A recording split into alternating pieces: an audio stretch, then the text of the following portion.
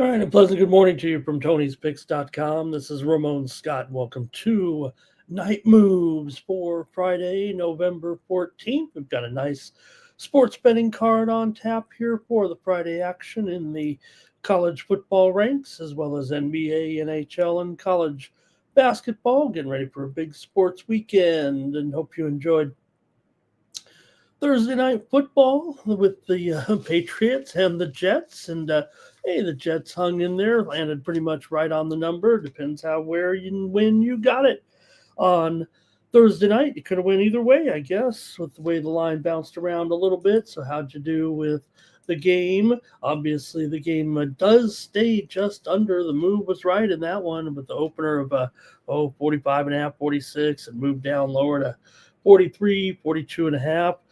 Game lands 41 there with the Patriots getting the win, and Drake May doing a pretty good job. I think he looked the part there of MVP. Wasn't a terribly awesome game, but certainly felt like the Patriots were in control pretty much the entire way. It did turn out to be a little bit of a 7-point game there for a little while, gave the Jets some hope, but they really just didn't have enough offense with the pedestrian quarterback in Fields. They did start to pick it up a little bit there on his yardage, but I had a couple of prop winners over at Tony's Picks on Thursday night. Went 2-1, and the props went 2-1 in college basketball. So pretty okay night over there at the site.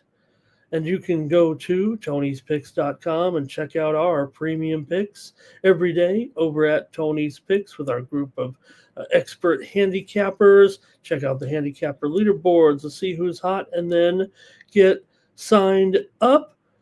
Check out the leaders here for the action on Thursday. And you got Higgs up there rolling a 6-1. Great job by Sean tonight. Let's see what Higgsy was up to. Up 34.5 units so far this season. You see him loaded here for his college football action here this weekend. And let's see what Sean was up to there. See him loaded here up in the NFL big time this weekend, man. Hit up Sean over at the site. Use the promo code TonyT at checkout.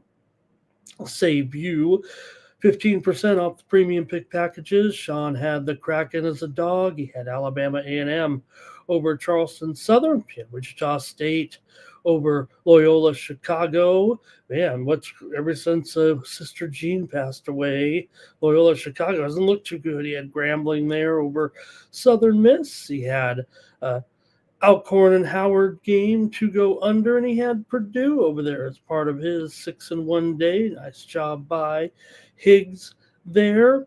And I came up with some winners here on the slate as well on Thursday night.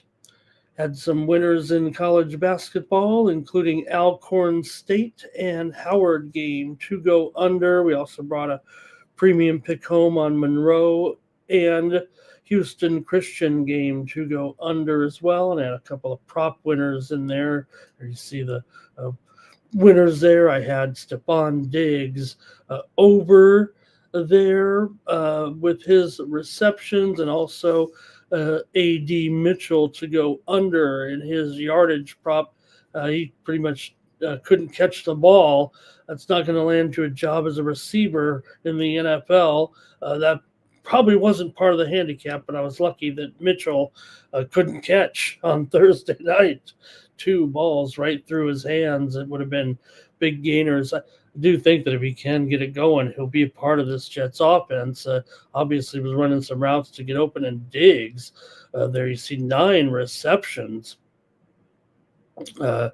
Not to mention the other weapons that the Patriots are kind of discovering here as they go along. You know, their rise here a little bit has been almost meteoric, and they're actually doing some things that you really only see Super Bowl champions do. I don't want to put them even in the Super Bowl yet, you know, with Buffalo looking so strong, obviously. Over in the AFC, you've got some, pretty credible teams here, certainly. But right now, the Patriots certainly have to be right there as one of the top teams. So, hey, use the promo code TonyT at checkout to save that 15%. Check out all of our handicappers over at Tony'sPicks.com and use that promo code. Click on the All Cappers tab, find the handicapper of your choice, and then get signed up. All right, and our cappers will be ready to go here on Wednesday and on a Friday, and be ready for the action with them here at Tony's Picks. See some of the cappers with their picks already lined up. There's DeAndre. He's got his Friday night lights best bet in college basketball, actually, there for Friday. And also, see all the cappers. Alessandro, he's ready to go in the UFC this weekend. UFC 322 here this Saturday. I'll have a package also in the UFC with that card from Madison Square Garden, that main event. Jack Della Maddalena, Islam Makhachev. So big fight card here on Friday, starting at about 6 Eastern, 3 Pacific. Runs pretty late there on Friday night. That main event does have a 270 tag. You'll only see from me really closely rated bouts over there. I'm not going to be giving you any $3 favorites with the paid premium picks, but you can best sure that I'll be looking at mostly the games that are the matches that are closely rated over at Tony'sPicks.com. You see me on different channels, on different shows, but just know that my best picks are right here at Tony's Picks. All right, thank you for joining me here on Night Moves for Friday. Got a big card to look at here, so we'll get right into it. But also talking about that Thursday night game there between the Patriots and the Jets. I mean, the Jets look good. If you think about it early, right? 72 plays, 72 yards, 14 plays on that first drive to take that 7-0 lead, but really they couldn't get anything going much after that in the first half. And the Patriots now have covered 7 of their last 8 games, and it's just been a graveyard for the Jets going to Foxborough, where they're 2-8-1 against the spread their last 11.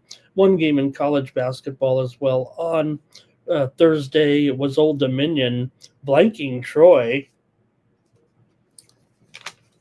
33-0 in that one, as Joseph had 150 yards and a touchdown. We also ran for 90 yards and 2 TDs as Old Dominion improved to 7-3. Also some good college basketball games on a Thursday night. How about Purdue getting it done at Alabama? You guys mentioned it. You guys mentioned it here on Night Moves in the chat about Purdue and their star guard. I mean, probably one of the best players, I would guess, in the country here right now. And they get it done. It wasn't just all about Braden Smith there yesterday. They had some other standouts too, like Trey Kaufman-Wren, not even really a starter, but the senior is a big contributor to the team, and he had a big game. Alabama led by 4 with 11 and a half minutes left, but they had their struggles, but also Smith did finish with 29 points. West Virginia rocked Pittsburgh in the backyard brawl. They crushed them 71-49. Pittsburgh ended up actually getting pretty close there, but solid win there for the Mountaineers. Actually led 34-25 at halftime. Pitt made a brief comeback, and then it was all West Virginia for there. Pitt practically didn't score the last 10 minutes of the game. They shot just 5 of 20 from three-point range in the game, so good win for the Big 12 against an ACC team there. It's funny to say that, right? I mean, you think about it with the West Virginia and Pitt. Wednesday night, how about the Oregon State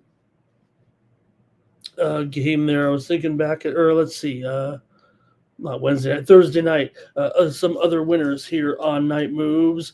We did have here on the show. Wichita State was our winner over Loyola Chicago there. We talked about it with Sister Jean there. Also, winner here on Night Moves with our plays in the NBA, as we were able to bring home the Phoenix Suns. You see it there in the chat. Let me see. You guys are popping off in there already, and man, this, that's what Jerry Jones in the chat was saying. How could you have Indiana right now the way they're going? And another dismal performance there by the Pacers as the Suns ended up rocking there 130. 133-98, Jerry said. They crushed him. Yeah, 133-98. Hello to Mr. Wester's, Mr. Palachi in there as well. Hey, I want to say hello to Gazzo. Hello to Gazzo here. New chatter with me here tonight. And there's Howard Hogan. Great to always see Howard in there as well. Got David Safford ready to go. Sounds like you guys are ready to go as well here. Good to see everyone in the chat as we get ready for the show. Let's talk a little sports and sports betting here for Friday night. Got college football on the brain and in the graphics. Let's get ready to go here with the Clemson Tigers are going to take on the Louisville Cardinals. Speaking of ACC action here on Friday night, it's Tigers, a dog on the road against the Cardinals here. Louisville favored by 2.5, total 51 here in this one on Friday night. This is the first time this season, I think, that Clemson's actually been an underdog here. Tigers with a 4-5 record overall here right now. Who'd have thunk it? This is the way it's going here, even though they've been favored in all 9 games so far. They're just 4-5 straight up. What does that tell you? But they did have their best performance of the season, while Louisville, what can you say? They had their worst game of the season last time out with the loss there to Cal at home as an 18.5 point favorite. Usually, it seems like Louisville, they always kind of play to the level of their competition. So they better get up for this one against Clemson, or should they be mediocre, because that's what Clemson has been. Louisville still does come in 7-2 straight up, 6-2 straight up as a favorite. They've been a dog just one time, but Louisville hasn't been a good cover either this season. In fact, 0-6 at home against the spread. 3-0 against the spread on the road. Got to think about this one, right? I mean, Louisville hasn't covered a number yet at home. Just dismal ATS. Meanwhile, Clemson 2-1 against the spread on the road. They actually have found a way to get the road cover. Wow, totally interesting here between these two. Clemson has covered 6 of the last 7 meetings between these two teams. Okay, Clemson maybe has been a little bit better than they are right now over the last few iterations. Last season, Louisville won at Clemson 35-21, possibly suggesting that the tide had already changed. Louisville was the team losing the last many games actually to Clemson. Clemson had won 8 straight over Louisville before last year's game. So has the tide turned here a little bit for Louisville? Despite what we've seen, they still have won 10 of their last 12 games on the football field, have the Louisville Cardinals. So, yeah, maybe they're still better, but they're still only favored by 2.5 because, well, what can you say? Clemson is still widely regarded, it feels like, by the public. How else could you be favored in all 9 games so far this season? Will this be the role that Clemson maybe feels more comfortable in as a dog here against the Cardinals on Friday night? See some comments from you folks in the chat. Let's see if it's on the Timmy Chushu likes Louisville at home. All right, Timmy, that sounds pretty good. I mean, I can't disagree with you there. They are 8-2 against the spread as conference home favorites of less than double digits. So now Clemson is pretty good, 6-2, seeking revenge, but I think Louisville is probably the side here, and I got to take the Cardinals in this one over the Tigers on Friday night.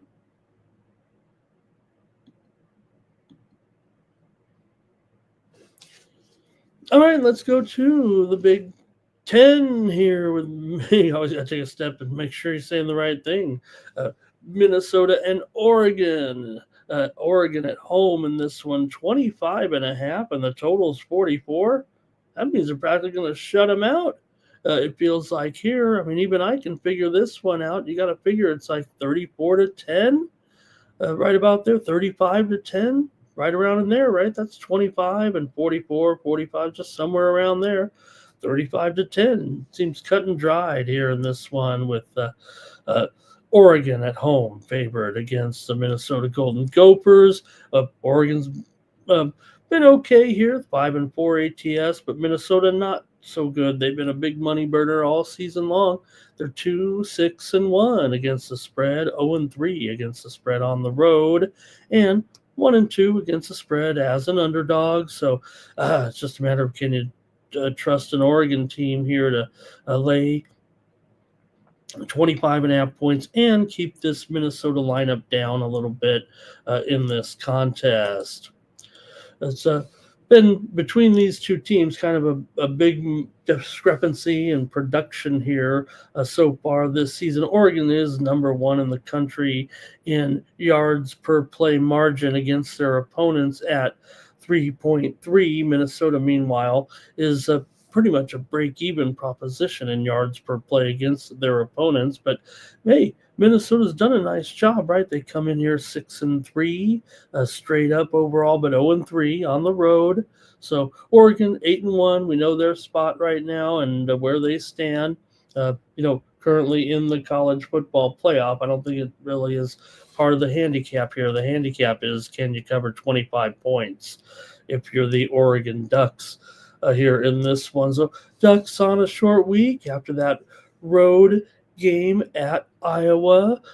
Did beat them, but didn't cover. Remember, they needed basically every point they could get in the 18-16 win at Kinnick for consecutive failures here right now. They have won 3 in a row, but have failed to cover in each of the last 2. Comparatively, they were 31.5 point favorites against Wisconsin and could only beat them 21-7 at home back on October the 25th. So there you have the comparable game, if you will, a home game, laying close to four-ish touchdowns.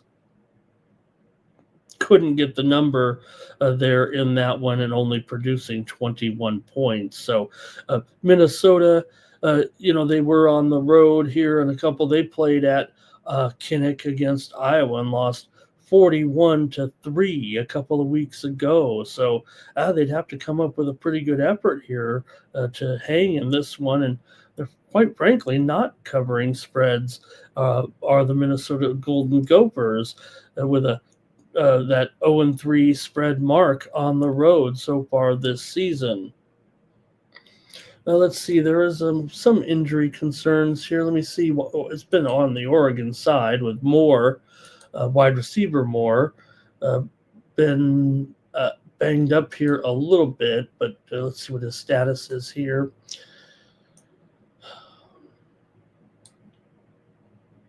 Okay, questionable here in this one. Several offensive players have questionable tags right now in this one for the Ducks. Man, uh, these two teams here, a little bit trend to the under so far this season, but Minnesota is 2-1 to the over on the road here in this one. But man, to get upwards of a 44 when you have a 25-point spread. Unless Minnesota gets shut out, I think they can probably. I'm going to take it over here between these two at 44. It opened 45 and a half, even 46 and a half, and definitely has gone down here so far. A little bit of move to the under here. Oregon has gone under in 5 of their last 7 games after starting with a couple of overs earlier this season. But give me the over in this one with Minnesota and Oregon.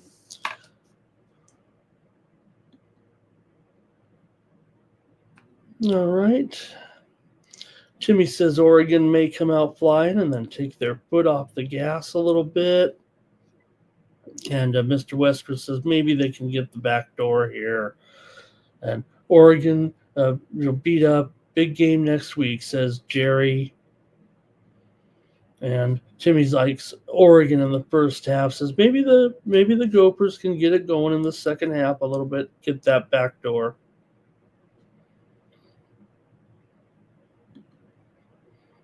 All right.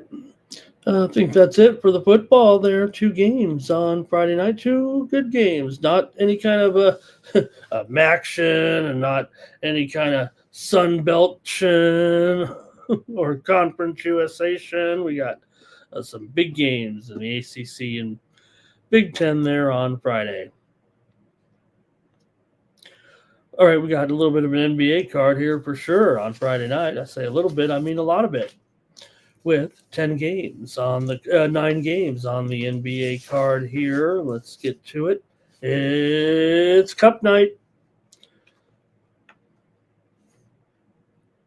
So it's important to make sure we take a look at the standings in the NBA Cup here on Friday and see who's playing for what. All right, first up.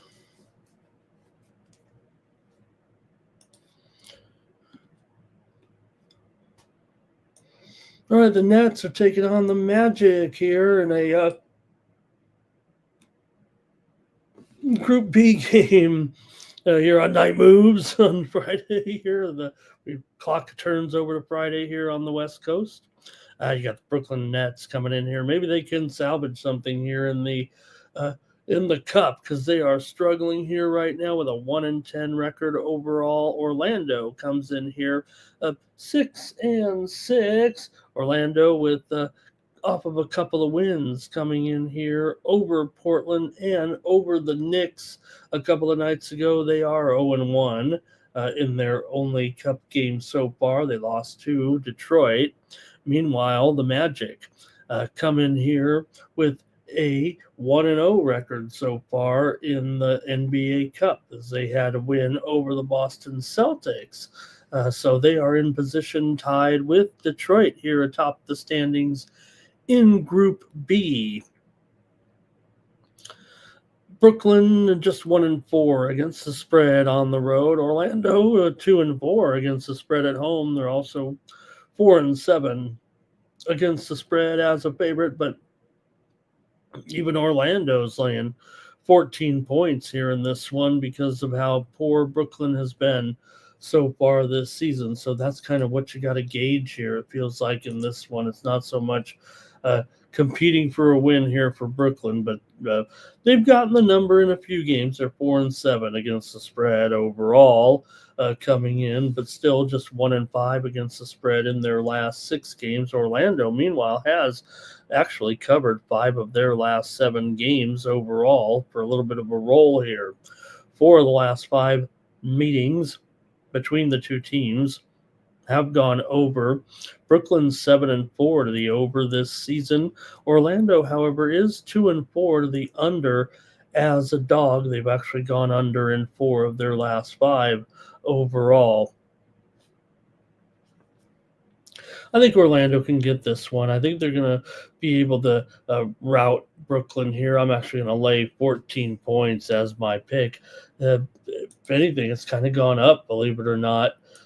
The Magic here opened a 13.5 point favorite, but we are seeing some 14.5s here right now, and I'm going to take the Orlando Magic actually to rout them and cover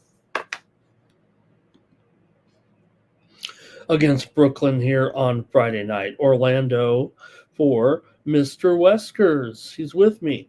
Mr. Palachi also on the Magic. So, man, I thought, I guess everyone's just kind of piling on here against Brooklyn at this point. Just seems like not competitive right now. And, Magic, all they got to do is win. But remember, this is the NBA Cup where they do kind of measure a little bit. The point differential can be a factor in the tournament. So, Jimmy, let's see. Timmy says, will it be 130 to 100 to get that cover? I guess it could be, although it could also be just a, more so you probably somewhere in the 125 to 105 range, maybe. I think I would tend to lean to the under there, so we'll see what Brooklyn can come up with. All right, Mr. Weskers laughs at the NBA Cup. He's it is NBA Cup night, though, and you can't ignore it. So here we'll talk about it with the next one as well. The Miami Heat will take on the New York Knicks. The Heat are 1-0 in the NBA Cup. They had a win over Charlotte 126 to 108 in their first Cup game. The Knicks, meanwhile, are 0-1. They lost to the Bulls in their first Cup game, so they're 0-1 so far, but the Knicks are at home here, favored by 4.5. The total 236. Miami comes in 7-5 overall. The Knicks are 7-4 overall. Both teams coming in here off losses that snapped winning streaks. The Knicks were on a four-game or a longer winning streak before losing to Orlando last time out, 124 to 107 a couple of nights ago. Miami, meanwhile, was on a 3-game winning streak, and they lost versus Cleveland 130 to 116 in the second of 2 straight home games at Cleveland that saw Miami win the first game on a buzzer beater at home, but Cleveland was able to get the money. There were some personnel issues in those games, I think, that may have swayed the result. New York comes in here 7-1 against the spread at home so far this season. Both teams have been solid against the spread. Miami's 8-3-1 ATS. We've kind of been rolling here with Miami a little bit this season so far as against the spread and getting the money for sure. For the Heat, they have gone just 2-5 straight up in their last 7 games against the Knicks. The Knicks have come in here, like we said, having won 5 of their last 6. It was a 5-game winning streak before they lost that last game. 5 of the last 6 meetings between these two teams have gone over, and we've seen overs so far from these teams, especially the Knicks. They've gone 6-2 to the over at home, 7-8 to 7-1 to the over in their last 8 games overall. So they've been going over here like clockwork over the last several games, and Miami's gone over in 5 of their last 7 games overall coming in as well. I'm going to take the over 236 here in this NBA Cup game. I don't think the teams are turning up the defense just to win these right now. I think they're still being treated as regular season games, but they are trying a little bit extra despite the critics of the format. And maybe the money's not there, but the teams have obviously said in most cases they could be lying, of course. But I'm going to take the over here with Miami and the Knicks on Friday night.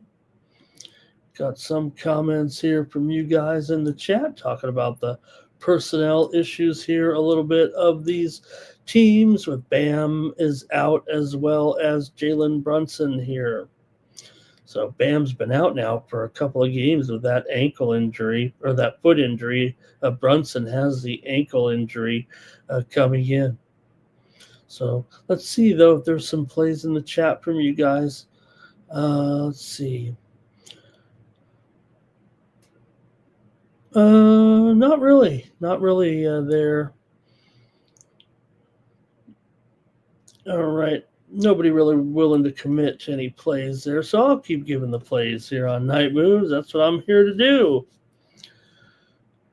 Go to our next Cup game. You got the Philadelphia 76ers taking on the Detroit Pistons right now.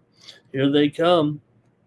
Man, these Pistons are on fire here on a long winning streak, but they're taking on one of the best spread teams if not the best spread team in the league so far, in the Philadelphia 76ers.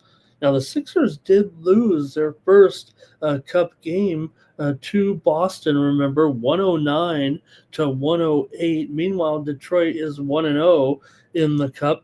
They beat Brooklyn 125-107. But like we said, Detroit, as hot as they are right now, they're 10-2 overall, 5-1 straight up at home.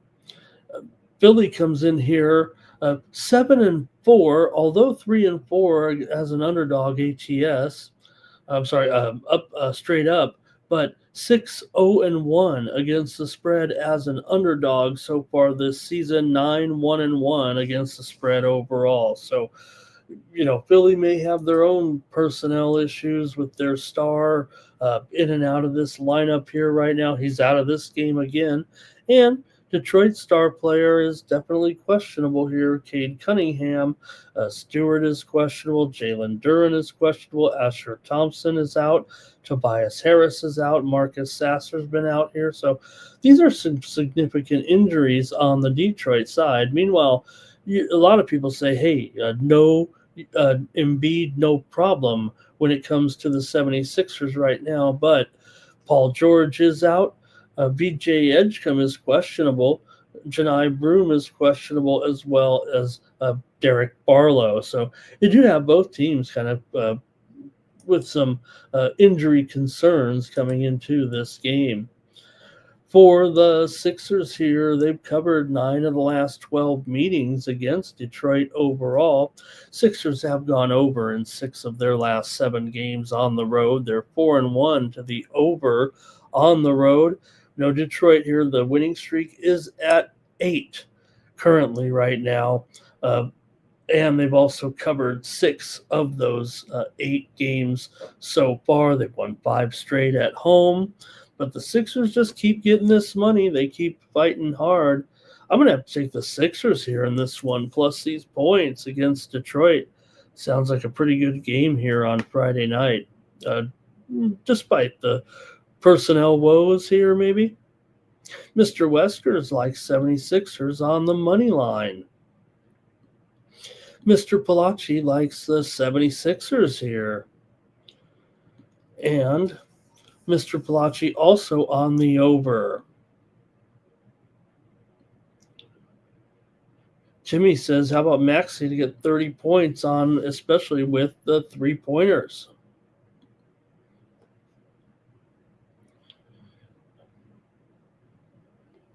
All right.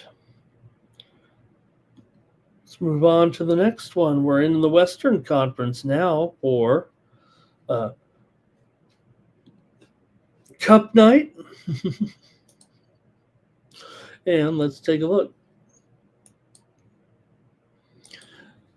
The Portland Trailblazers are on the road taking on the Houston Rockets here on NBA Cup night. Portland comes in here with a record of 6-5 overall in this one. Houston, meanwhile, comes in here 7-3. So far, you got Houston here, an 0-1 start in the NBA Cup as they lost to the San Antonio Spurs, 121-110 in their initial NBA Cup game. Meanwhile, Portland beat Denver in their first NBA Cup game, and they're 1-0 so far here in the NBA Cup. Portland's been pretty terrific so far, covering numbers as an underdog. They're 5-1 against the spread, but mostly it's been as a home dog. They're actually 2-4 against the spread on the road, so they have a couple of underdog wins in there on the road, but some of them have been at home against some superior teams there. They've played well. Houston is 6-3 against the spread so far as a favorite. These two teams are a combined 16-5 to the over so far this season, but it should be noted that Houston is 6-0 to the over on the 6-0 to the over on the road, but just 2 overs and 2 unders at home so far this season. Portland comes in here with a 1-5 spread mark against Houston in their last 6 meetings between the two teams. Portland has gone over in 5 of their last 7 on the road and 4 of their last 5 overall. Houston's gone over in 7 of their last 8 coming in. Houston's been hot, man. They've won 7 of their last 8 at home right now. While Portland here has dropped. We said the 5 of the last 6 ATS. They've dropped 5 of the last 6 straight up here also to the Rockets. I'm going to go over here in this one with Portland and Houston here on Friday night. It is 2:37 here. Give me the over with Portland and Houston NBA Cup action on Friday night.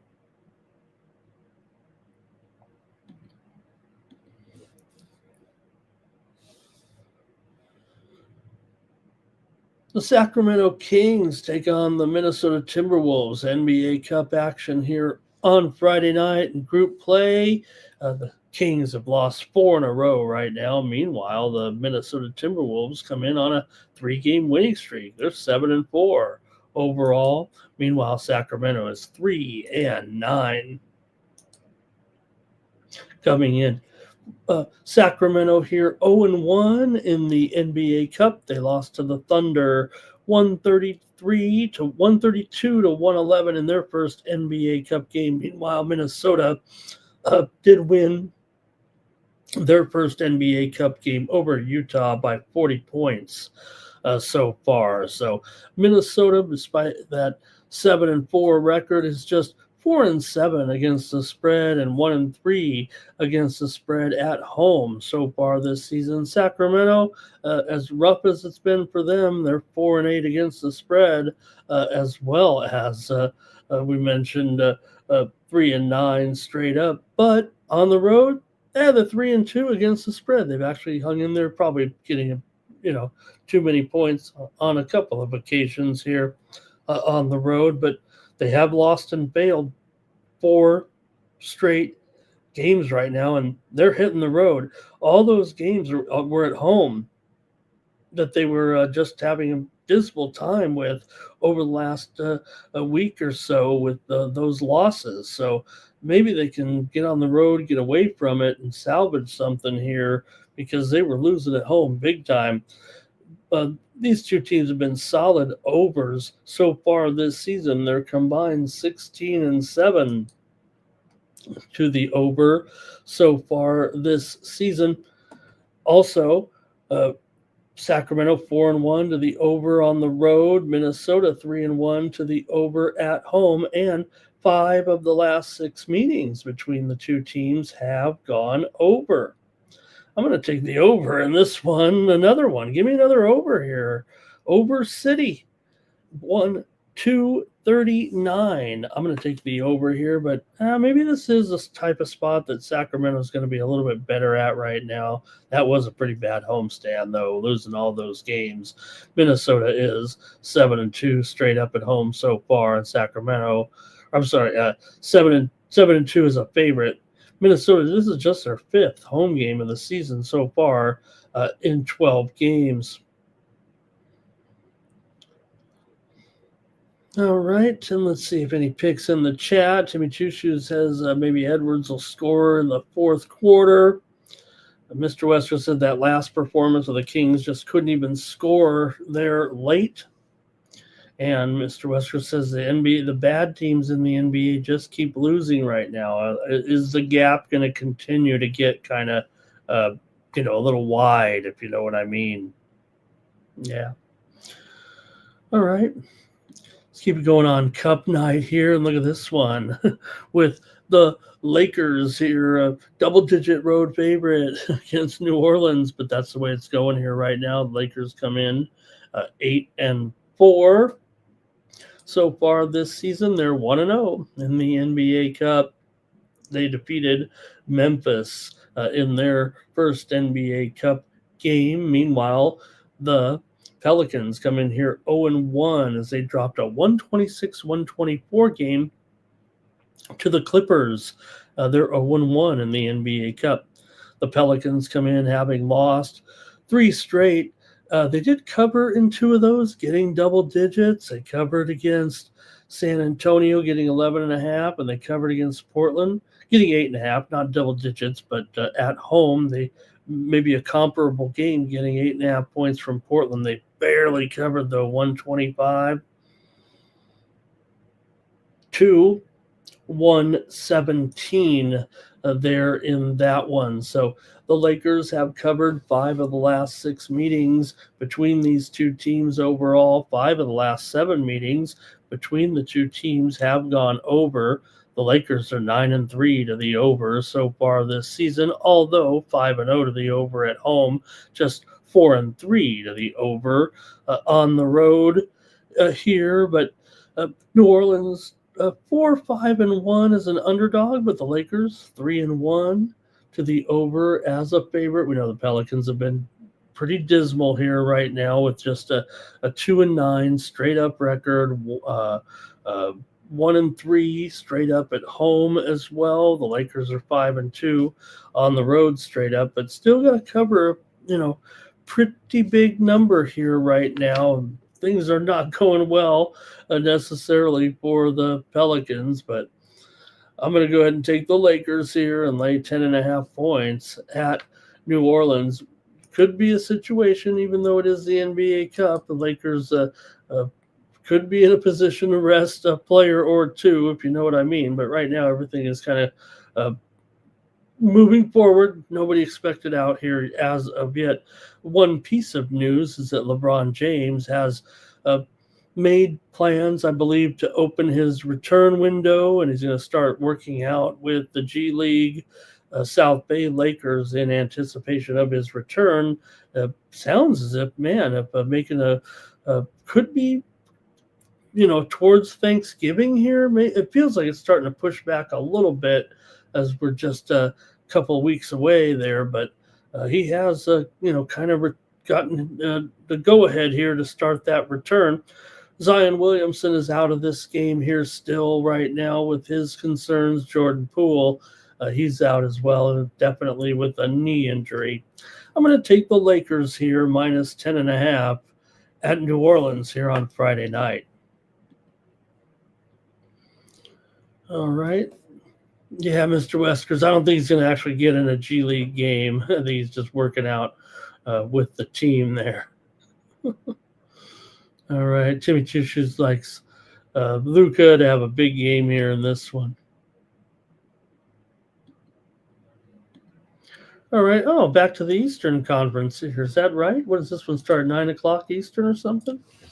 No, this one starts definitely just with those others, just listed a little later, the 8:10 window where you have 4 games in the NBA Cup. So got this NBA Cup game with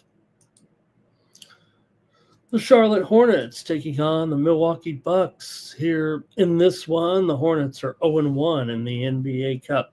They lost to the Heat 126-108 in their first NBA Cup game of the season. They're 4-7 straight up overall. Milwaukee's 7-5 coming into this one. Milwaukee won their first NBA Cup game over the Bulls 126-110.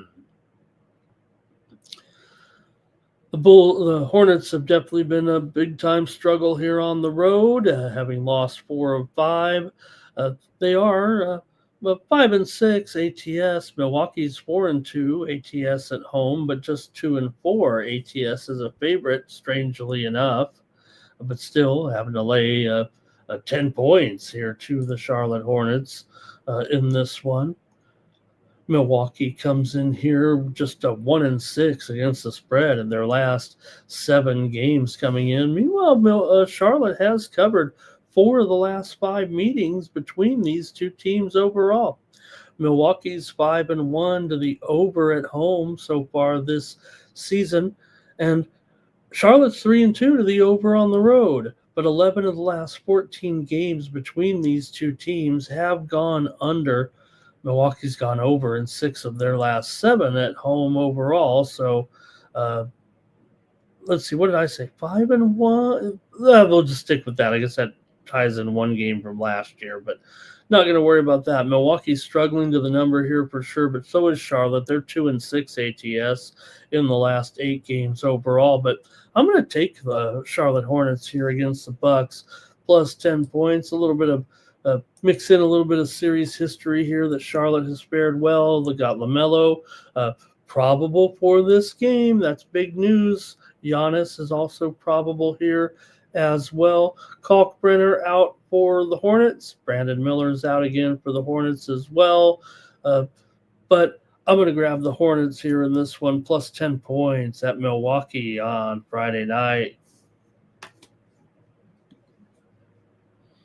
Mr. Wesker's has a Charlotte cover as well here. And he says he likes the revenge angle here in this one from the game just a couple of nights ago. It was 111-100. The Hornets beat the Bucks. Oh, no, he's saying Charlotte still covers. He's saying the revenge will be just the fact that they'll win. I got you there, yeah. Hornets won 111-100 at home as a 2.5-point dog here a couple of nights ago. Timmy says take Bucks first half. They may collapse in the second half.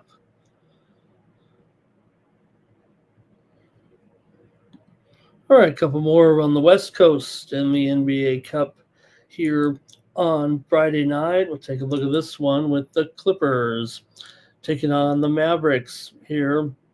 Both teams have been a mess for sure. Clippers come in 3-8 straight up. Dallas comes in 3-9 straight up right now. You got Clippers here are 1-0 in the NBA Cup, as we said, with the win over the Pelicans by 2 points. Meanwhile, Dallas 0-1 so far in the NBA Cup. They lost to Memphis in their first NBA Cup game.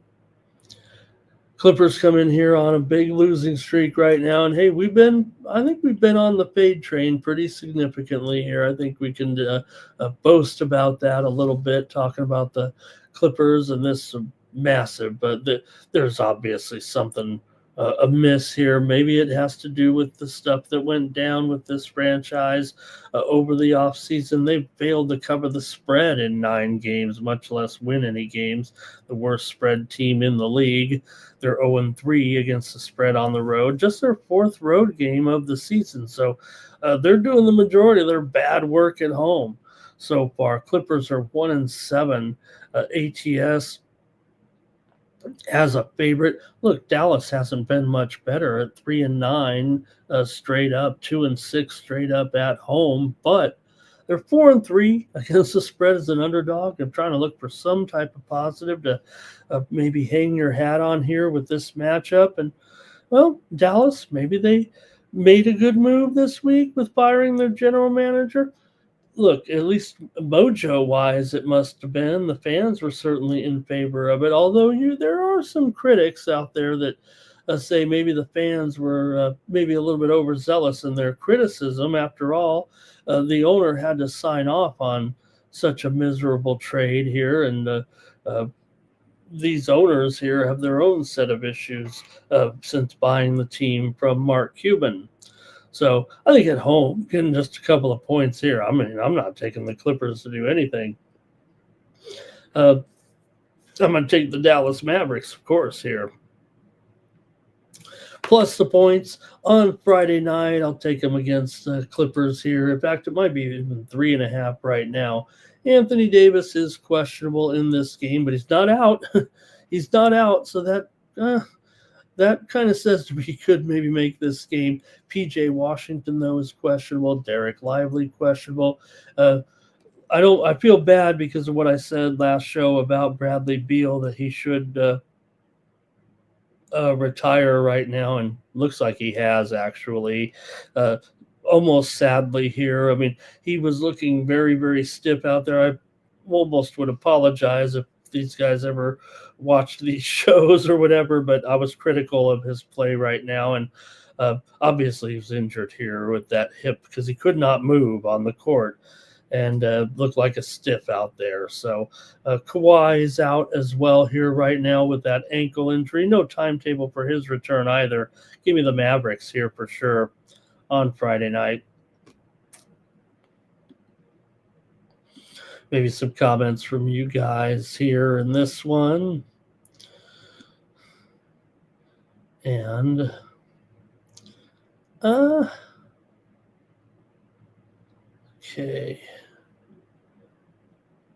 Oh, not many picks from you guys, but some good comments there in the chat. I'm going to take the Mavs here. And I'm a Clippers fan. Okay, the Warriors and the Spurs are going to rematch it up here, but this time they'll do it in the NBA Cup.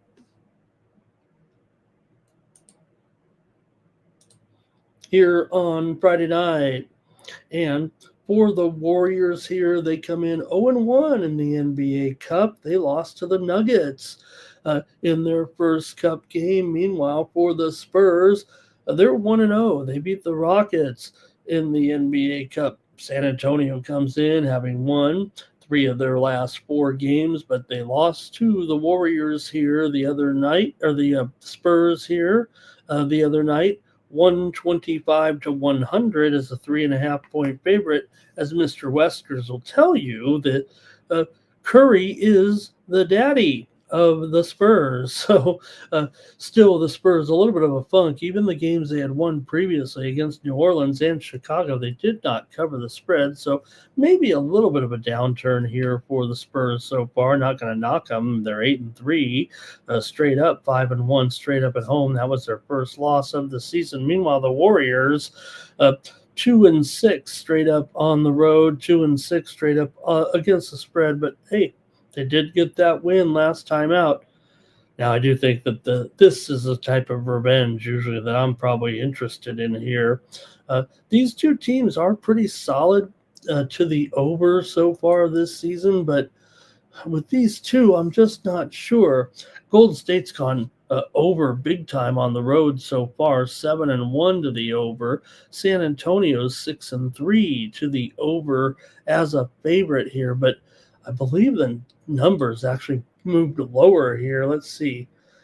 Maybe a point or so. It opened maybe 235.5, but it's down to 234. And kind of wanted to look at the under, even though it went 245 last game. I better just stick to the side here right now and let this number settle, since I'm kind of fighting the move a little bit. And, these two, we're seeing a lot of overs, especially the Warriors here right now. So I'm going to go ahead and take the Spurs on a little bit of a revenge here. Yeah, they lost the first meeting the other night, but hey, now it's a big NBA Cup game here, so they better take it down tonight.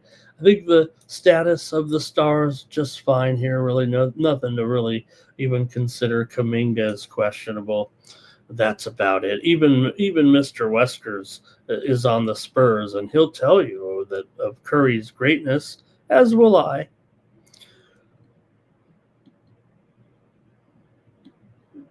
All right, that might be it in the NBA Cup. Wow, we knocked that one out of the park there.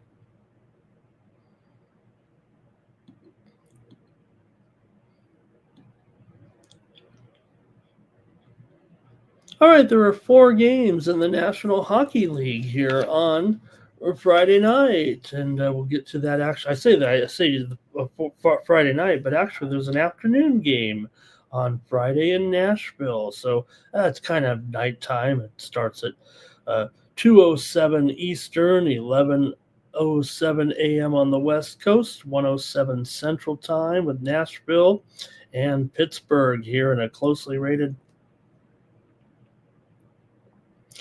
matchup. Let's take a look.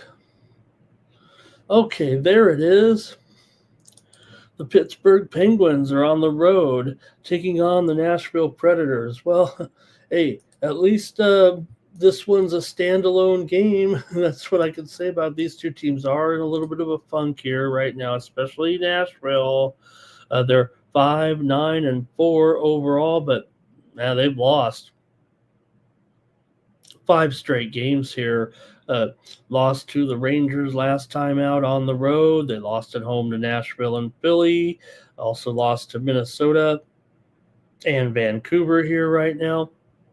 Pittsburgh hasn't been much better. They've been dropping games as well. 4 of their last 5 they've lost, but they do kind of own the series here against the Preds.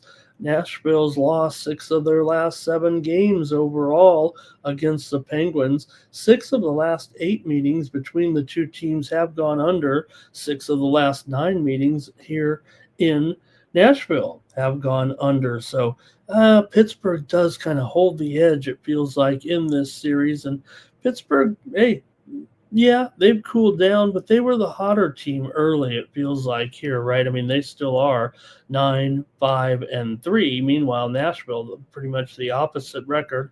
Yes, they are at home here, but Nashville's lost 5 of their last 6 games at home. I'm going to take the Pittsburgh Penguins on the road here in this one.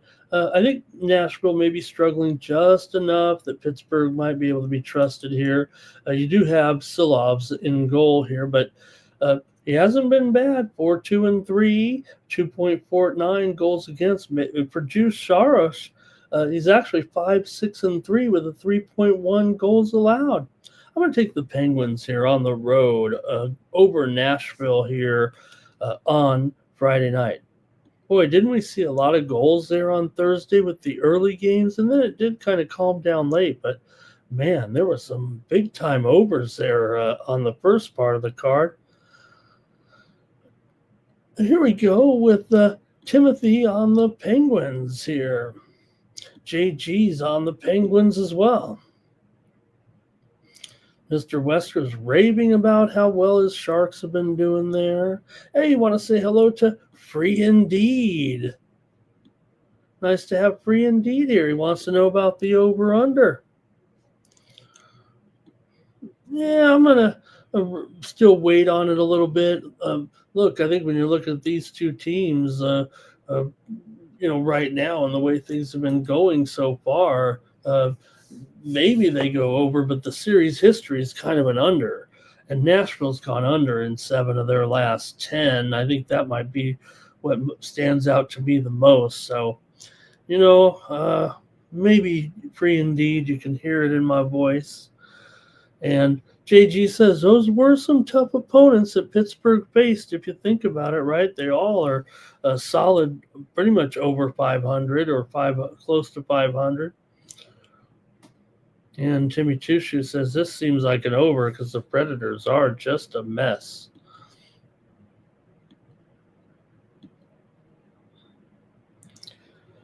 All right, the Vancouver Canucks go against these hot Hurricanes right now. Yeah, the Hurricanes lost last game to end that winning streak, but they've still won 4 of their last 5 coming in, and it was at home against Washington to snap that winning streak. Carolina's beaten the Canucks in 6 of the last 8 meetings here. They meet here just once a year. Vancouver, meanwhile, off consecutive losses at home. In fact, they lost 3 of their last 4 games there on that homestand. They 4-game homestand. They could only beat Columbus. They lost to Chicago. They lost to Colorado, and they lost to Winnipeg. Carolina's 10-3 is a favorite so far, but you got to look at the puck line here, kind of with this one, right? I mean, Vancouver 7-5 on as a puck line underdog this year. Carolina just 6-7 as a puck line favorite. That's actually not a terrible record on the puck line. Carolina's gone over in 7 of their last 8 games. These two teams are 22-12 to the over so far this season.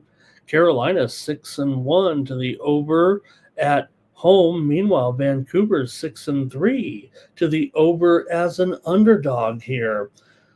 Vancouver's gone over right now in 7 straight games coming in, and even though this is a total of 6.5, I got to go over in this one with Vancouver and Carolina here. Give me the over 6.5 in this one, especially, like I said, the goals were aplenty there. In fact, how many unders were there on Thursday? 1. The Calgary win over San Jose. So if you had over 62.5 in that, in the Grand Salami, you got it done here. Let's see how many goals were there total scored. There were the total was 62.5. Let me do the math here. 7, 16, 24, 31, 40, 49, 58, 60, 68, 75 goals. It beat it by 13 goals there. I can do basic math in my head very fast as long as it's single digits. So a lot of goals. There was a lot of goals on Thursday night. All right. JG says Canes or pass here. Yeah, 245. You got to like them here at least to win. And like I said, Vancouver has a little bit of a better puck line record.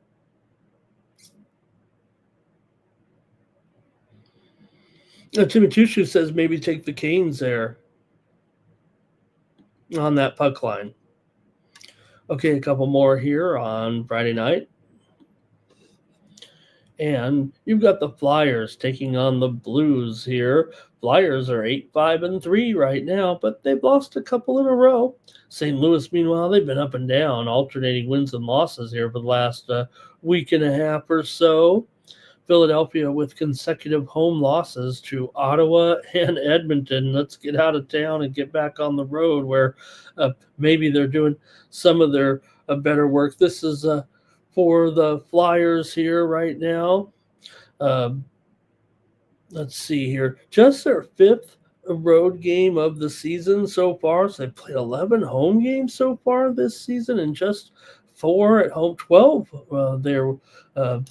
Let's see. Make sure I got that right. Okay, no, there were a couple more here. Let me see. The Flyers here right now on the road are 2-2-1. I was right. Fifth road game, 6th road game total of the season. 2-2-1 overall here. For St. Louis, they are 3-4-3 at home so far. They're coming in off of a win over Calgary, 3-2 a couple of nights ago. For the Blues here in this one, they come in here having basically lost now 9 of the last 12 after that pretty solid start. 4 of the last 5 meetings between these two teams have gone under. They meet just twice a year. Philadelphia actually pretty dismal on the road if you think about it, dating back to last season. They lost 16 of their last 20 games overall. But St. Louis is having some problems here right now with just a 2-8 straight up record as a favorite. Fortunately for them, Philadelphia is just 3-7 as an underdog here right now. So yeah, Philadelphia's hitting the road here. They have won 5 of the last 7 meetings against the Blues overall. Kind of had their number here a little bit for sure, but can you take them here right now, going back on the road after a couple of losses there at home? They actually were underdogs in those games to Edmonton and Ottawa. They actually ended up covering the puck line there. And for St. Louis, like I said, they did beat Calgary, but they lost to Seattle at home 4-3. I'm going to take the Philadelphia Flyers here on the road as a short underdog in this one against the Blues here on Friday night. Give me the Flyers plus $1.15, $1.20. Timmy's with me. I think he likes the Flyers and the under.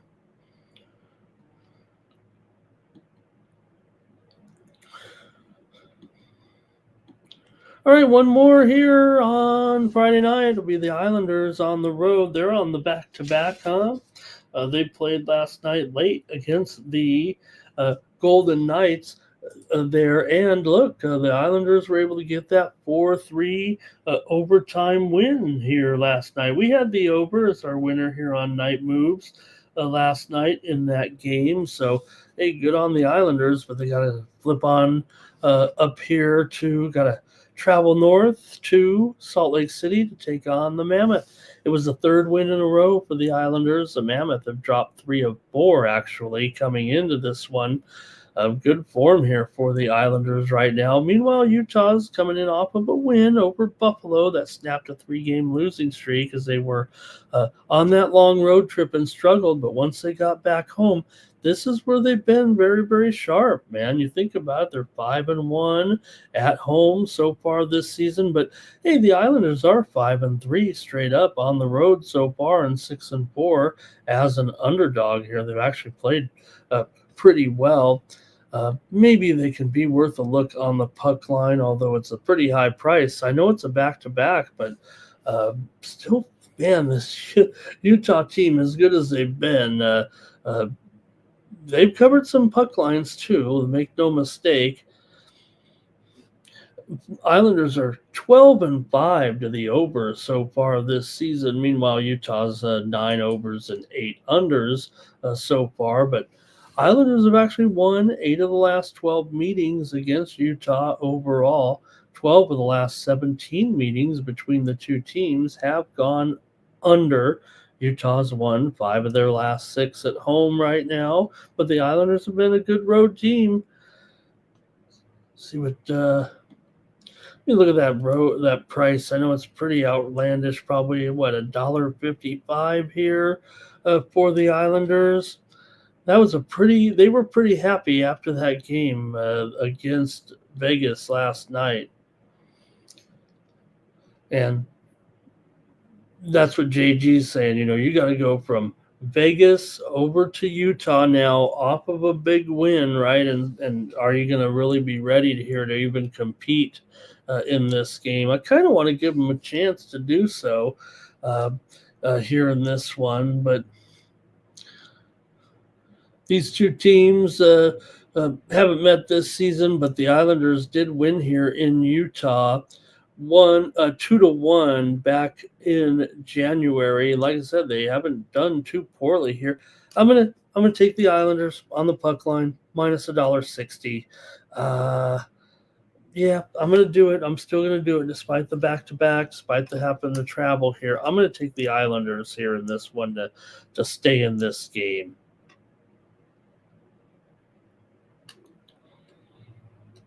All right, I guess that's it for the hockey card. 4 games there on Friday night. Thanks a lot, you guys, for that.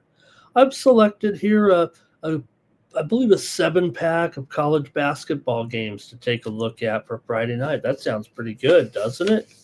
Mr. Westra saying, how come college basketball is after NHL tonight? I don't know why, actually, there.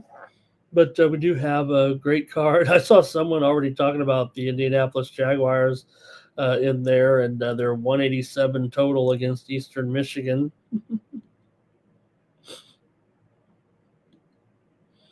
But I've selected the games here. Hopefully you'll like these. If you have a request, we could try to fulfill it. Maybe make a pick on the fly. I'll get the computer numbers all over here, ready for me to look at and dissect here. I've made my picks on most of them. I might have to wing one or two here with these games tonight.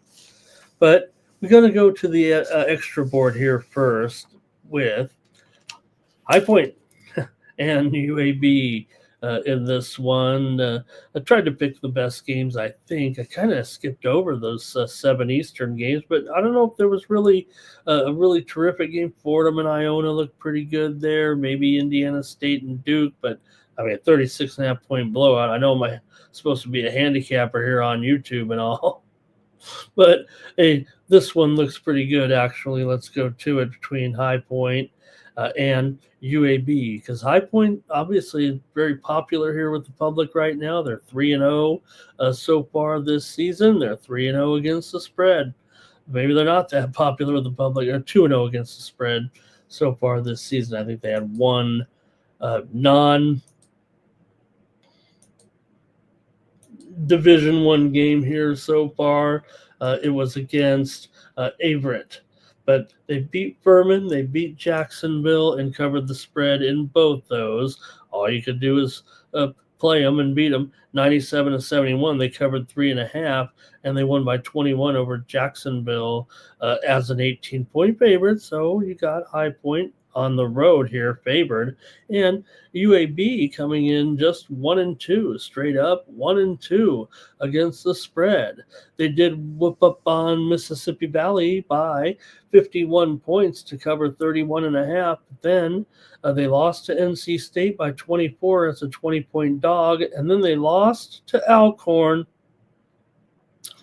77-74, and one of the biggest upsets of the season so far. Alcorn won at UAB as a 19.5 point dog. So that may already get you guys thinking what is going on with UAB. And like I said, High Point has promise here coming into the season. A lot of experts have been talking them up a little bit here. UAB 2-1 to the over in their 3 games so far. High Point did go over in their only road game, and UAB here did go over as a dog in that game to NC State. I'm going to go ahead and take High Point here and take them to win over UAB in this one. High Point won the game last year 68-65 at home as a 2.5 point favorite. Very similar circumstances, although I will say the total in that one was 158.5, and it didn't really come close at 133 in the end. Here you got 170 in this one, and hey, the unders have started to keep coming here, it feels like right now, as these totals are still a little bit high. I'm going to take High Point over UAB on Friday night. All right. And let's see here.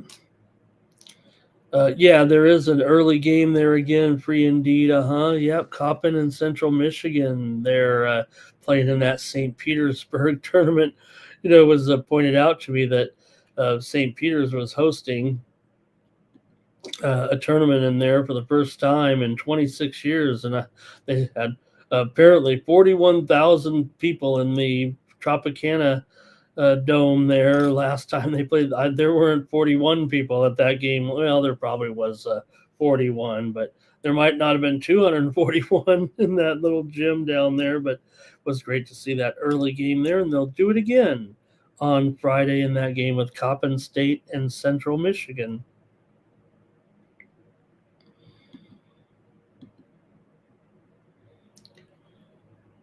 All right, the Central Florida Knights are going to go on the road, take on the Texas A&M Aggies at Reed Arena. Both teams coming in 2-1 here in this one, but A&M is a big favorite. They're 2-0 against the spread at home so far. This is the first road game for Central Florida here. They were able to win against Hofstra, but they did not cover. They also failed against Vanderbilt in a home loss, 105-93. They did beat Florida A&M by 37 points as a 23-point favorite, so they did get it going there in that one. For Texas A&M, meanwhile, they come in here 2-1 ATS, 2-1 straight up. They lost to Oklahoma State on the road, 87-63, as a 2.5-point favorite. Last out, not a great performance for sure there in that one for Texas A&M. Before that, they did win and cover against Texas Southern, 104-70 as a 29.5-point favorite, and they were able to drub Northwestern State 98-68 as a 21.5-point favorite. So at least they were able to kind of knock those guys out as a big favorite. Here you get it right in the middle with A&M favored by 12 over Central Florida here on Friday night. A&M went over in both of their home games so far, and UCF did go over in their test as an underdog as well. So let's see what you guys have in this one. I know where I'm headed, but if you guys have a play, let me know in the chat, and then we'll make the pick here in this one between Central Florida and Texas A&M. This one's at 8 Eastern and 4 Pacific time here, 8 Eastern, 5 Pacific time here on Friday night.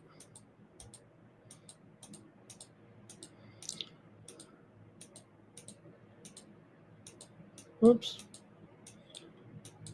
All right, I think that'll, let me see here.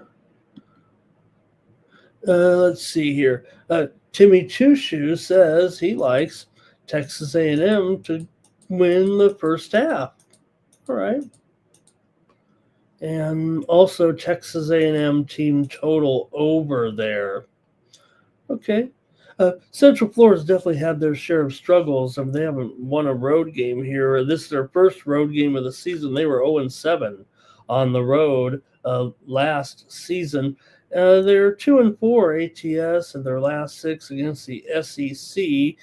Texas A&M, meanwhile, is just 1-4 straight up in their last 5 against the Big 12 here. I got to go over in this one with Central Florida and Texas A&M. Give me the over here. So far, we saw A&M in those home games. Yeah, they were playing a weak team, but averaged there 101 points in those games. They also gave up those 87 to Oklahoma State, and UCF did give up 105 points to their toughest opponent in Vanderbilt at home. So I'm going to go over 170 here with Central Florida and Texas A&M.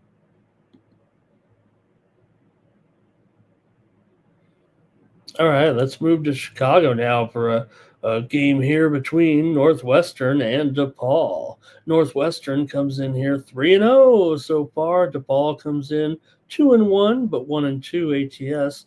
Northwestern's 2-1 ATS. They failed in their first game against Mercyhurst, although they stuffed them and allowed just 47 points. I'll give them a little bit of a pass on that one, 70-47. They didn't cover 26.5, but they covered against BU in a 24-point win, and then they covered against Cleveland in a 47-point win as they covered 23.5. So not a horrible start here necessarily for Northwestern coming in. Meanwhile, for DePaul, the move has kind of come in here on DePaul. Look at the current spread right now. Northwestern was a 5.5. Let me see. They were a 6.5-point favorite, and it's down to 5.5 here right now with DePaul. They did win their first 2 games. They beat Chicago State by 30 and covered. They beat Stonehill by 18, but did not cover. And then they lost to Buffalo 66-53 at home as an 18.5-point dog. So I'm not buying the move. I'm taking the Northwestern Wildcats on the road here 2 beat DePaul. I'll lay the discounted price of 5.5 here right now. Northwestern has won the last 3 meetings here. These 2 teams have met 3 straight times here in back-to-back seasons. Northwestern has won and covered each time, including 84-64 last year at home. A 20-point win as a 6.5-point favorite. They won here at DePaul 56-46 as a 9.5-point favorite, and they won here 3 years ago 83-45 as an 8.5-point favorite, holding basically. Oh, that one was at Northwestern, but still. Holding DePaul here really to, what can you say, an average of about 48 points here, 49 over the last 3 years. So I'm going to take Northwestern here in this one to beat DePaul. I'm not DePaul. This isn't 1982 right now. I'm going to take Northwestern in this one. All right. And let's see here. Mr. Western says DePaul does play with a little bit of heart. And why is DePaul getting the respect? Timmy says. Yeah, maybe it is a wise guy move here, but kind of looking at the series history a little bit too.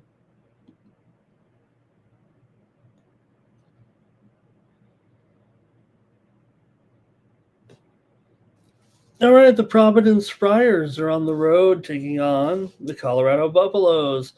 Providence comes in here with a 2-1 record in this one. Colorado, meanwhile, comes in here with a 2-0 record.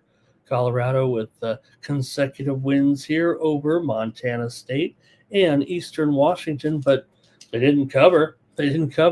But still they beat Eastern Washington by 15. They were favored by 15.5. They beat Montana State by 6. They were favored by 12.5. So 0-2 ATS, but same kind of holds true for Providence here. They did beat up on Penn the last game, 106-81, covering 19.5. They, however, lost to Virginia Tech on the road 107-101 as a 1.5-point favorite. And they beat Holy Cross 89-79 as a 23.5-point favorite. Now, these 2 teams are combined 5-0 to the over so far this season. So I'm not going to mess around with those teams. They're a little bit inconsistent against the spread here early on, it feels like. I'd rather just probably take the total here and go over. Even back to last season, Providence was covering. They finished, I believe, covering 11 of their last, or going over in 11 of their last 17 games, and they've started with a 3-0 over this season. Colorado's 2-0 to the over so far as well. Every game's gone over for these 2 teams. Even at 163, I'm going to go over here with Providence and Colorado. First meeting in a while. I don't know when the last meeting was between these 2, but I'm going to go over 163 with Providence and Colorado here. And Jimmy Two Shoes and Mr. Weskers is waiting for Coach Meyer. Not Joey. They want Ray Meyer here in the chat.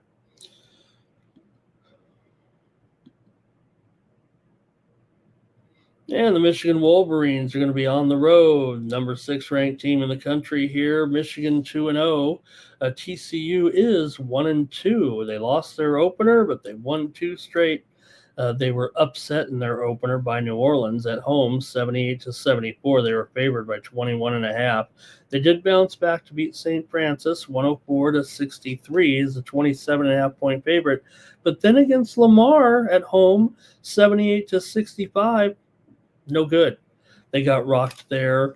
They were an 18.5-point favorite and did not get it done. Meanwhile, for the Wolverines here, they did beat Oakland 121-78, covering 24.5, and then just barely beat Wake 85-84 as a 15.5-point favorite. But look, Wake went into Chrysler Arena and played darn good. That was one of the best games so far this season for sure. So you just got to kind of measure, I think, where you think TCU might be. We know Michigan's one of the best teams in the country here right now, and just got to wonder if TCU is really do they have anything here? The schedule's been pretty weak so far for sure, and even though, like I said, it was a victory there for Michigan. The spread was probably a little bit too high, even against Wake Forest, wasn't it? I mean, 15.5, looking back on it now and the way Wake played, almost stole that game from them for sure in that first matchup. So Michigan here comes in facing a TCU team that has gone under in 4 of their last 6 games against Big Ten competition. TCU still can be strong at home. They've won 16 of their last 20, dating back to last season. So, they play in a decent conference for sure. But right now, maybe not quite up to par here with the Wolverines. I'm going to go ahead and take Michigan on the road to get a double-digit win. Give me Michigan here. I'm going to lay these points. It is 9 now for the most part. It opened up 7.5, so I'll make it a free play here on the show with Michigan here. They took some action here for sure. And let's see here. Mr. Westers wants to back TCU. Sounds like he's having a hard time getting there. But Timmy's going to do it too. So maybe they can get this game, keep it within single digits here at home against the Wolverines. Maybe the Wolverines, could they be overrated again just a little bit?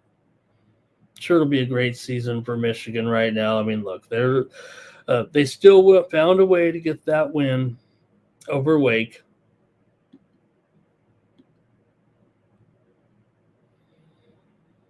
All right. Hey, Pac-12? No. Big 12, Big 10, no Pac-12. We did see the Pac-12 actually, in a sidebar here, sign a big television deal on Thursday with the USA Network and tie in the fact that the NBC Sports Network, remember that thing? NBCSN? You could watch like bird hunting at 6 o'clock at night and some of the others, but it's back. It's back. It's back here in 3 days on the NBC Sports Network. We wonder if USA, I mean, those are related channels, but Pac-12, which is really the Mountain West in the future, not these teams, but they'll be signing a contract. They signed a contract with USA Network. That's where you're going to see those schools, but not these schools. These schools have their own deal here right now, and really a kind of a bummer to not have these guys in the same conference, but that's just the way it is these days. Arizona's 3-0. UCLA's 3-0. Arizona ranked 5th in the country. UCLA is ranked 15th in the country here right now. I don't know if they're on the same page here as Arizona. I think this one's actually being played in the Intuit Dome. Let me make sure here. Yeah, this one's being played in the Intuit Dome. UCLA, they don't want to play at Pauley. They don't want to play at the Rose Bowl. They'll play anywhere else but where they play. Half joking there, but they did have a little bit of controversy this past week, maybe alluding to they'd maybe consider opting out of their the Rose Bowl. Could you imagine UCLA moving out of the Rose Bowl? But look, they're playing a basketball game here in the Intuit Dome. They want to kind of move. I think they want to move their home games to SoFi Stadium, actually. But you can't do that. Come on, you can't move the Bruins out of the Rose Bowl. Anyways, let's talk basketball. Yeah, Arizona here coming in 3-0, UCLA 3-0. They're looking good until you look at the spread record. They're a combined 1-5 so far. So overrated, maybe. Still, UCLA did win all 3 so far over Eastern Washington as a 29-point favorite. They won by 6. They played Pepperdine as a 29-point favorite. They won by 11. They played who is it? Wisconsin Green Bay, is it? Who do they play? West Georgia. I got WG on here. I got wrote WG. on here. West Georgia, they beat them by 21. They were favored by 30, so the UCLA is 0-3 against the spread. Now, granted, they're an underdog here in this game, so let's just cut them a little bit of slack. Arizona, meanwhile, did win over Florida as an underdog impressively, 93-87. Great job. They were playing Utah Tech. They won by 26. They were favored by 33, no cover. Same against NAU. They were favored by 35.5. They won by 35. So Arizona still, it's more misleading for Arizona than it is for UCLA, I think, so far. It's UCLA's first role, though, here as an underdog, and Arizona is 0-2 as a favorite. But Arizona did win, obviously, on the road, win and cover on the road against a fine opponent in the Florida Gators here. So, look, this is maybe a home game for UCLA and Intuit Dome. I don't know if it is. There are going to be a lot of Wildcats fans there. We know that. So I kind of think Arizona's a side for me at -3.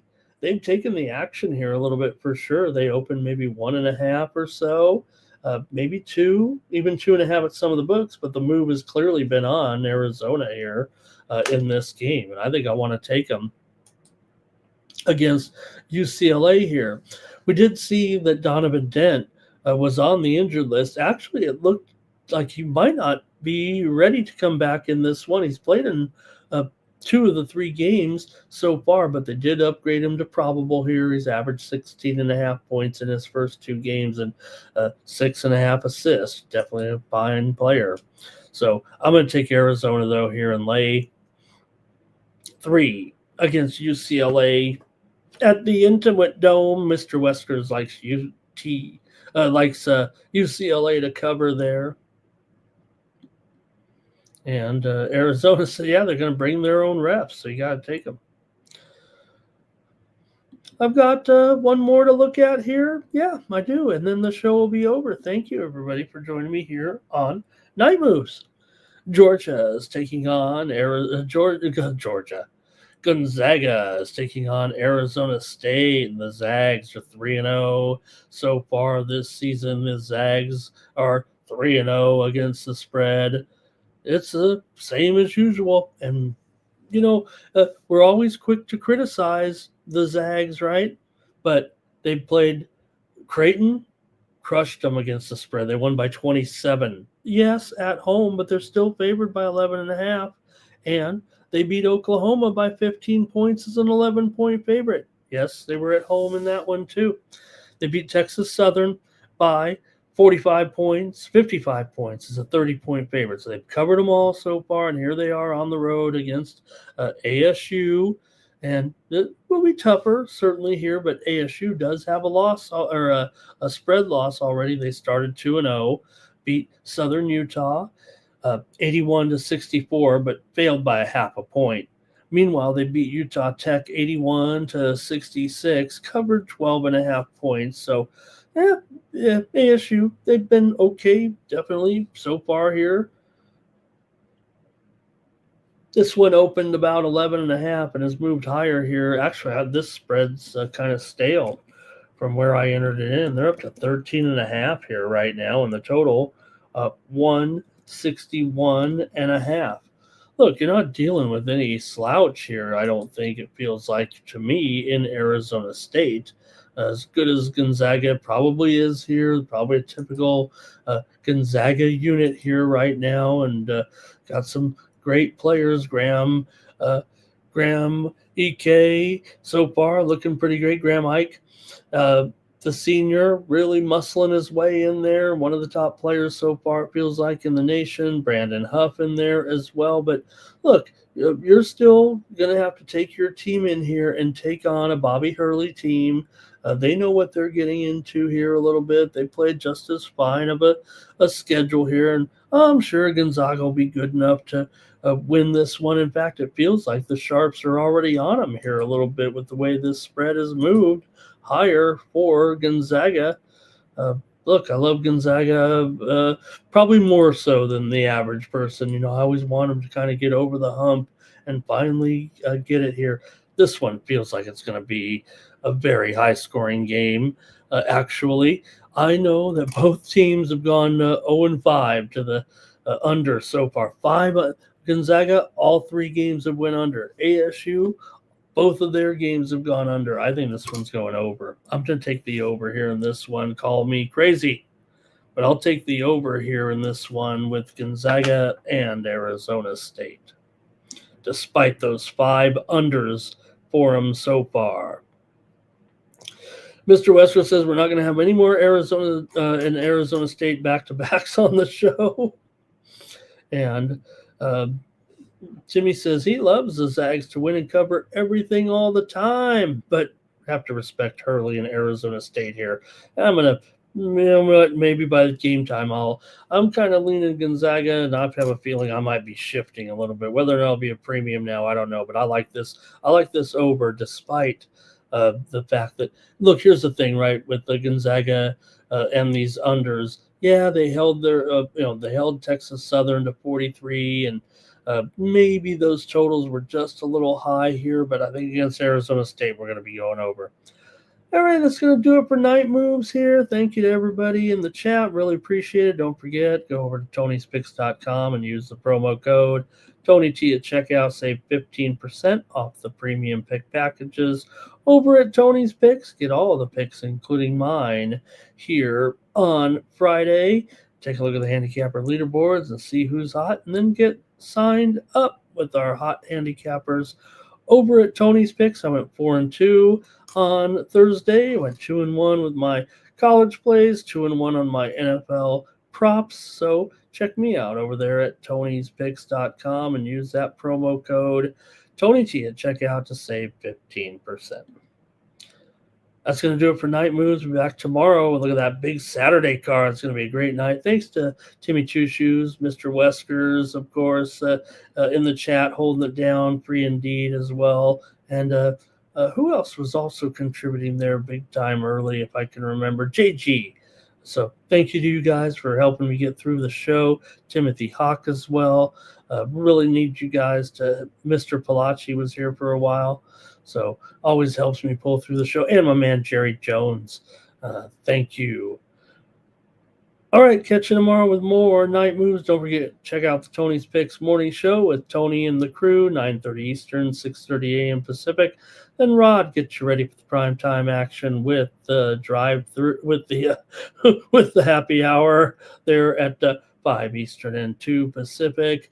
And for Tony'sPicks.com, I'm Ramon Scott. See you next time on Night Moves.